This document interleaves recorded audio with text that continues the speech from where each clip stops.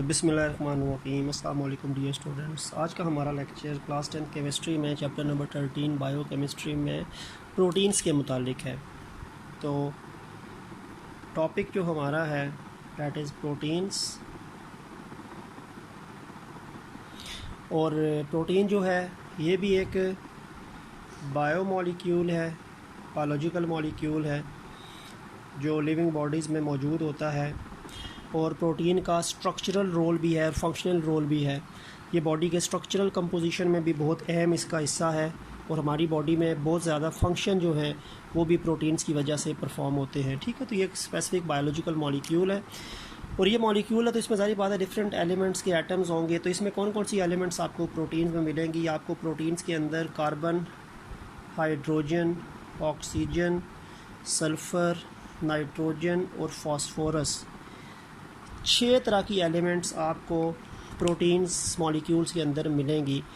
Carbon, hydrogen, oxygen हमने carbohydrates में भी पढ़ी थी, उसमें सिर्फ कार्बन, हाइड्रोजन, ऑक्सीजन होती हैं कार्बोहाइड्रेट्स में। लेकिन प्रोटीन्स में कार्बन, हाइड्रोजन, ऑक्सीजन के साथ साथ सल्फ़र भी होता है, नाइट्रोजन भी होता है और फास्फोरस भी होता है। और जो इम्पॉर्टेंट एलिमेंट होती है ना वो ये नाइट्रोजन है। नाइट्रोजन इंपॉर्टेंट सबसे एलिमेंट है। हमारी बॉडी में भी जो हम नाइट्रोजन की रिक्वायरमेंट्स पूरी करते हैं तो हम प्रोटीन्स को अपनी फूड के तौर पे यूज़ करते हैं। तो हमारी बॉडी की जो नाइट्रोजनस नीड्स होती हैं, नाइट्रोजन कंपाउंड्स की जो नीड्स होती हैं, वो हमारी बॉडी में जो प्रोटीन बनती है उसको भी नाइट्रोजन चाहिए। तो वो हम प्रोटीन जो है वो प्रोटीन को कंज्यूम करते हैं अपने फूड के तौर पे। तो ये बहुत अहम एक नाइट्रोजनस कंपाउंड आपको बॉडी में जो मिलता है वो प्रोटीन है। ठीक है, लेकिन साथ इसमें sulphur, phosphorus, oxygen, carbon, nitrogen भी मौजूद है।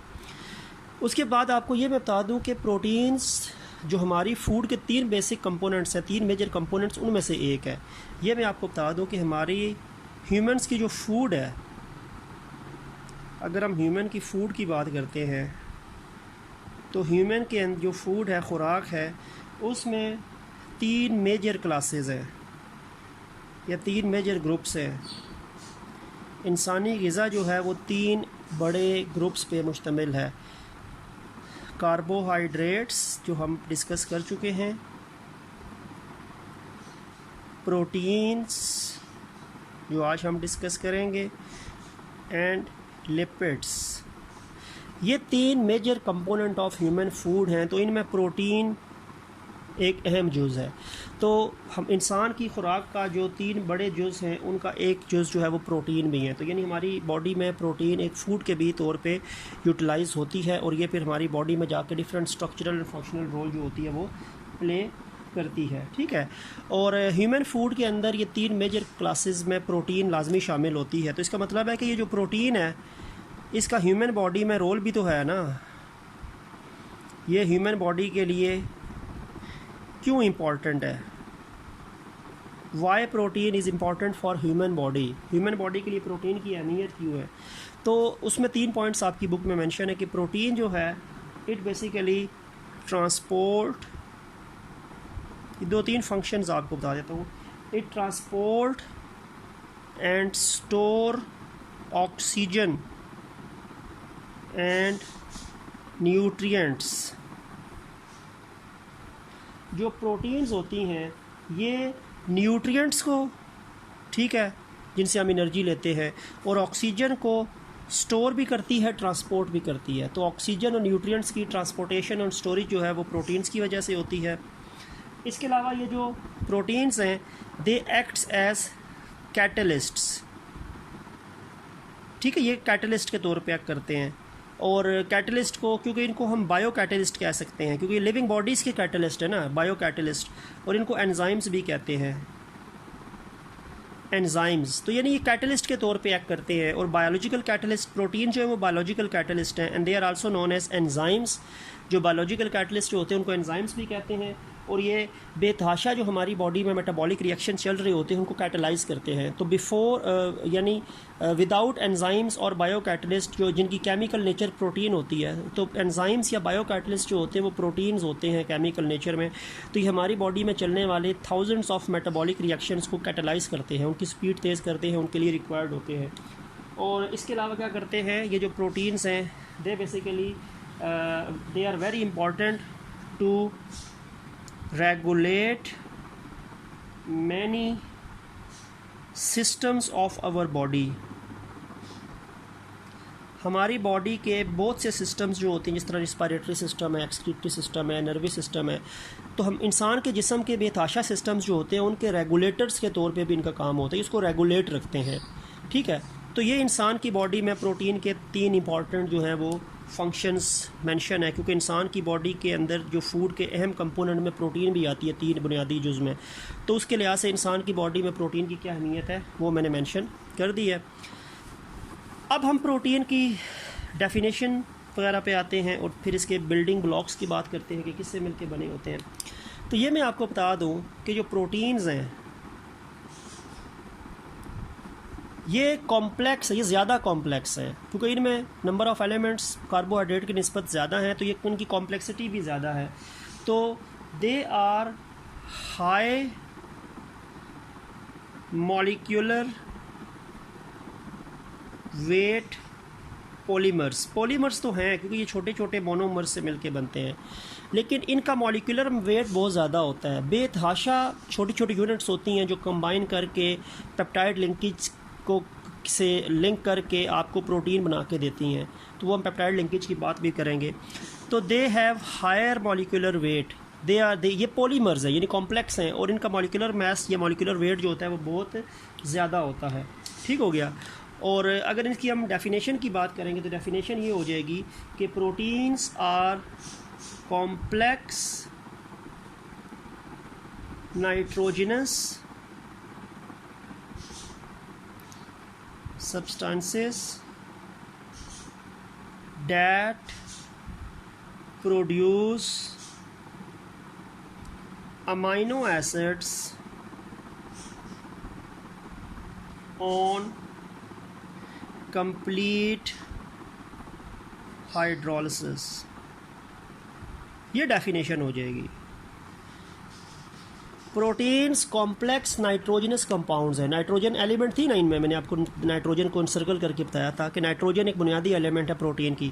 तो प्रोटीन कॉम्प्लेक्स नाइट्रोजनस सब्सटेंसेस हैं, और प्रोटीन को हाइड्रोलाइज किया जाए या प्रोटीन जब मुकम्मल हाइड्रोलाइज होते हैं, ब्रेक डाउन होते हैं, तो ये आपको क्या देंगे? अमाइनो एसिड्स देंगे। इसका मतलब है कि अमाइनो एसिड्स मिलते हैं तो फिर प्रोटीन्स बनती हैं, और जब प्रोटीन्स डिकम्पोज होंगी, हाइड्रोलाइज होंगी, तो वो आपको दोबारा अमाइनो एसिड में स्प्लिट होकर दिखाएंगी। तो ये अमाइनो एसिड्स क्या हैं? बेसिकली अमाइनो एसिड्स जो है ये बिल्डिंग ब्लॉक्स हैं प्रोटीन्स के। अब अमाइनो एसिड्स की डेफिनेशन अगर मैं लिखता हूँ कि अमाइनो एसिड्स क्या हैं। Amino acids are building blocks of protein.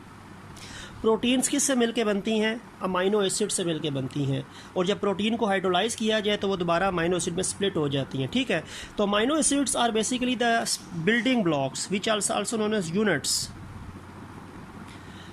जो अमाइनो एसिड्स हैं वो प्रोटीन की यूनिट्स हैं, बिल्डिंग ब्लॉक्स हैं। ठीक है, और बेतहाशा अमाइनो एसिड्स मिलते हैं तो प्रोटीन्स बनती हैं, और प्रोटीन्स को जब हाइड्रोलाइज किया जाए तो वो दोबारा अमाइनो एसिड में ब्रेक हो जाती हैं, स्प्लिट हो जाती हैं। ठीक हो गया। तो ये तो अमाइनो एसिड की भी डेफिनेशन है। और ये जो अमाइनो एसिड्स होते हैं ना, ये भी मैं आपको बता दूं कि अमाइनो एसिड जो कि बिल्डिंग ब्लॉक्स हैं प्रोटीन्स के, इनकी आगे 2 टाइप्स बनती हैं।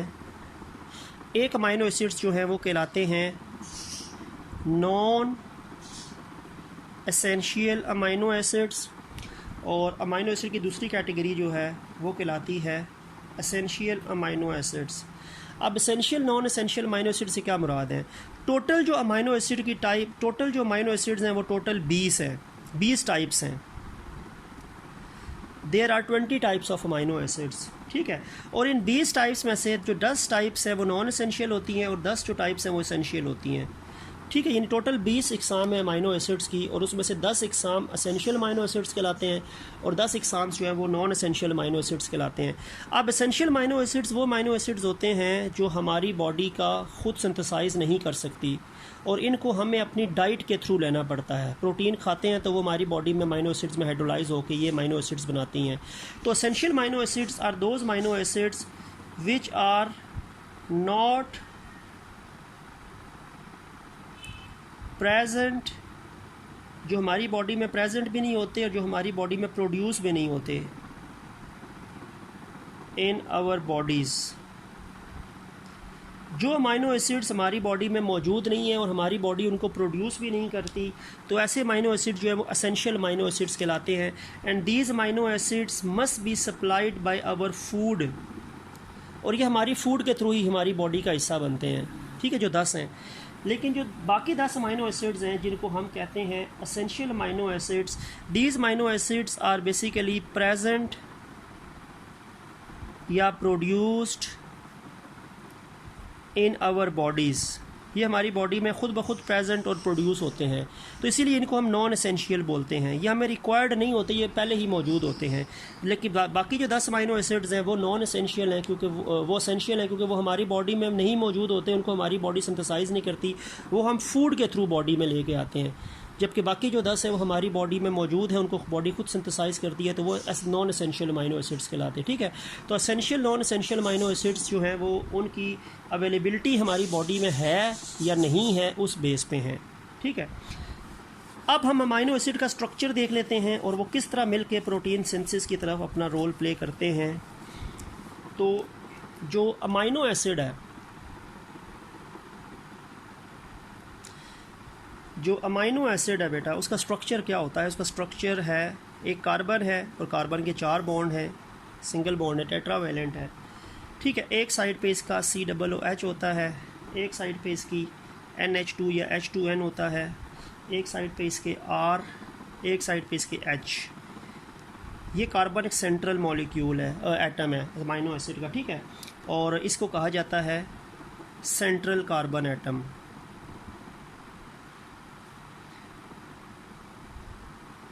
सेंट्रल कार्बन एटम ये जो है COOH है, it is known as carboxylic acid group. Carboxylic acid group. ये जो H2N या NH2 होता है, it is known as amino group. इसको अमाइनो ग्रुप कहा जाता है। ये जो R है, it is known as side chain, और H तो आपको पता है हाइड्रोजन है। अब जो अमाइनो एसिड्स के अंदर 2 फंक्शनल ग्रुप्स हैं, एक कार्बोक्सिलिक एसिड ग्रुप है और एक अमाइनो ग्रुप है। तो अमाइनो ग्रुप और कार्बोक्सिलिक ग्रुप ये 2 फंक्शनल ग्रुप्स हैं अमाइनो एसिड्स में। उसके अलावा एक साइड चेन है और एक H है। ये जो साइड चेन है ना, ये डिफरेंट है होती, हर अमाइनो एसिड में असल में ये डिफरेंस होता है। हर अमाइनो एसिड में ये भी मौजूद होता है, ये भी मौजूद है, ये भी मौजूद है, ये भी मौजूद है, लेकिन डिफरेंस सिर्फ इस चीज़ का होता है, R का होता है, ठीक है। ये R जो है ये 20 अमाइनो एसिड्स में 20 तरह का होता है, डिफरेंट। ये 20 टाइप्स की ये साइड चेन R's होती हैं, तो वो 20 टाइप के अमाइनो एसिड्स बनते हैं। तो अमाइनो एसिड्स के अंदर इस R का डिफरेंस है, ठीक है। मैं आपको जैसे एग्जांपल बताता हूँ कि अगर इस R के बजाय, बाकी तो वही हैं, अगर इस R के बजाय मैं H लगा दूँ, R के बजाय मैंने H लगा दिया, तो इस अमाइनो एसिड का नाम जो होगा वो ग्लाइसिन होगा, ग्लाइसिन। और अगर उस R के बजाय, उस R के बजाय अगर मैं CH3 लगा दूं, मिथाइल लगा दूं, तो इसका नाम होगा एलेनिन। तो अमाइनो एसिड्स के अंदर फ़र्क सिर्फ R का होता है, ये R साइड चेन है, और ये 20 डिफरेंट अमाइनो एसिड्स के लिए 20 डिफरेंट टाइप की R जो होती है वो मौजूद होती है। और अगर R को H से रिप्लेस किया जाए तो उस अमाइनो एसिड का नाम ग्लाइसिन होगा, अगर R को CH3 से रिप्लेस किया जाए तो उस अमाइनो एसिड का नाम एलेनिन होगा, ठीक है। तो ये आपके पास डिफरेंट है, आप कह सकते हैं कि अमाइनो एसिड्स के नेम्स जो होते हैं वो according to their R side chain में कौन सा आइटम आके अटैच हुआ है उसकी वजह से होता है। बाकी चीज़ कॉमन है, बाकी चीज़ें सेम है, amino group, carboxylic acid group, C और H वो तो सब के अंदर सेम है, ठीक है। तो ये आपके पास एक कह सकते हैं कि अमाइनो एसिड का स्ट्रक्चर बनता है। ये जो कार्बोक्सिलिक ग्रुप है ना, इसको मैं ऐसे भी लिख सकता हूँ, ये COOH है ना, इसको ऐसे भी लिखा जा सकता है, COO ऐसे कर दिया जाए और OH को ऐसे लिख दिया जाए, ठीक है। ये इसको ऐसे भी लिखा जा सकता है, और ये अमाइनो ग्रुप जो है ना, इसको ऐसे भी लिखा जा सकता है, N के साथ H को ऐसे अलग अलग कर दिया जाए।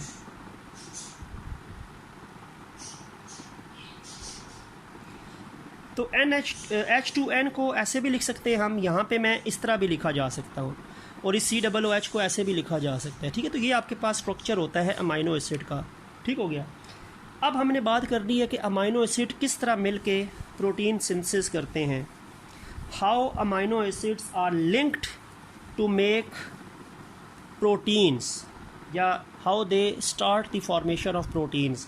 मैं दो अमाइनो एसिड्स मिला के आपको एक पेप्टाइड लिंकेज शो करके बताता हूँ कि इस तरह फिर फर्दर अमाइनो एसिड्स मिलते हैं तो प्रोटीन्स बनती हैं।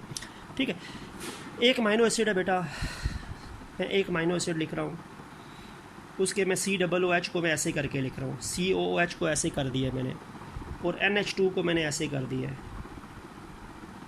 ठीक है, ये NH2 है, ये COOH है, मैंने ओपन करके लिख दिया। और ये R ही लिखता हूँ, मैं नहीं बता रहा कि ये ग्लाइसिन है या एलेनिन है या कौन सा है, बस R ही लिख दिया है। ये एक अमाइनो एसिड है, इसके सामने दूसरा अमाइनो एसिड आ गया, दूसरे के भी मैं H2N को ऐसे लिख रहा हूँ। आगे ऊपर यही साइड चेन R है, ये H है, ये COOH। अब ये दो अमाइनो एसिड्स हैं। ठीक है, this is an amino acid and this is also an amino acid. अब ये दो अमाइनो एसिड जब मिलते हैं तो क्या होता है, जब दो अमाइनो एसिड मिलते हैं तो एक अमाइनो एसिड का कार्बोक्सिलिक ग्रुप इन्वॉल्व होता है, दूसरे अमाइनो एसिड का अमाइनो ग्रुप इन्वॉल्व होता है। एक अमाइनो एसिड का कार्बोक्सिलिक ग्रुप और दूसरे अमाइनो एसिड का अमाइनो ग्रुप आपस में आमने सामने आता है, तब लिंकेज बनता है। और कार्बोक्सिलिक ग्रुप जो होता है इसमें से हाइड्रोक्सिल आयन रिलीज़ होता है और अमाइनो ग्रुप के अंदर से हाइड्रोजन रिलीज़ होता है, HOH, यानी वाटर का मॉलिक्यूल बाहर निकलता है, एक वाटर का मॉलिक्यूल रिलीज़ होता है। तो कार्बोक्सिलिक ग्रुप का OH एक अमाइनो एसिड का और अमाइनो ग्रुप का H दूसरे अमाइनो एसिड का निकलेगा। ठीक है, जिसकी वजह से H और OH का मतलब है ये वाटर रिमूव हो रहा है, -H2O मैंने लिख दिया है। -H2O का मतलब है पानी का मॉलिक्यूल निकल रहा है ना। अब पीछे मेरा क्या बनेगा देख लें, पीछे क्या बनेगा। पीछे ये H2N तो वैसे ही था, इसमें तो कोई फ़र्क नहीं आया। ये CR और H भी ऐसे ही है। ये COO के बाद यहाँ पे एक तब्दीली आई और दूसरे में देखो तो दूसरा अमाइनो एसिड NH और आगे कोई तब्दीली नहीं आई।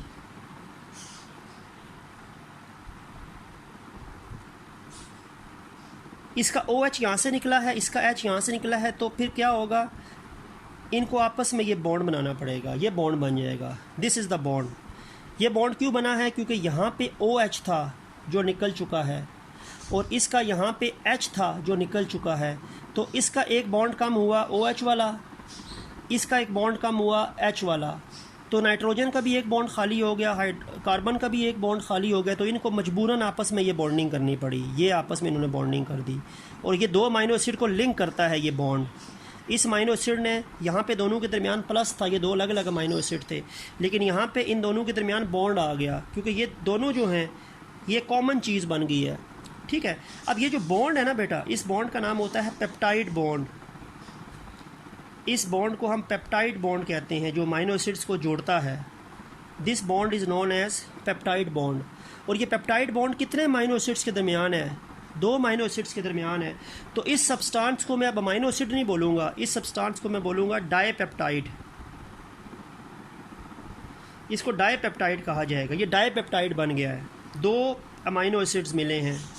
ठीक है, तो ये डाईपेप्टाइड बन गया। इसी तरह एक और अमाइनो एसिड आएगा तो ट्राईपेप्टाइड, एक और अमाइनो एसिड आएगा तो टेट्रापेप्टाइड। तो ये बेतहाशा अमाइनो एसिड्स मिलते रहेंगे तो पेप्टाइड बॉन्ड्स बनते जाएंगे और फिर जाके प्रोटीन फॉर्मेशन होती है। तो जब भी दो अमाइनो एसिड्स आपस में सामने आते हैं तो एक अमाइनो एसिड के कार्बोक्सिलिक ग्रुप का OH और दूसरे अमाइनो एसिड के अमाइनो ग्रुप का H निकलेगा, जिसके नतीजे में ये वाटर का मॉलिक्यूल रिलीज़ होता है। ठीक है, मैंने -H2O लिख दिया, यहाँ पे लिखा है तो -H2O लिखा है, और इसके साथ लिखूँगा तो मैं +H2O लिख दूँगा, क्योंकि ये वाटर का मॉलिक्यूल भी तो बनेगा ना, क्योंकि ये भी तो यहाँ से रिलीज़ हो रहा है। इसका OH और इसका H निकलेगा तो ये वाटर का मॉलिक्यूल भी तो आपके पास डाईपेप्टाइड के साथ बन रहा है।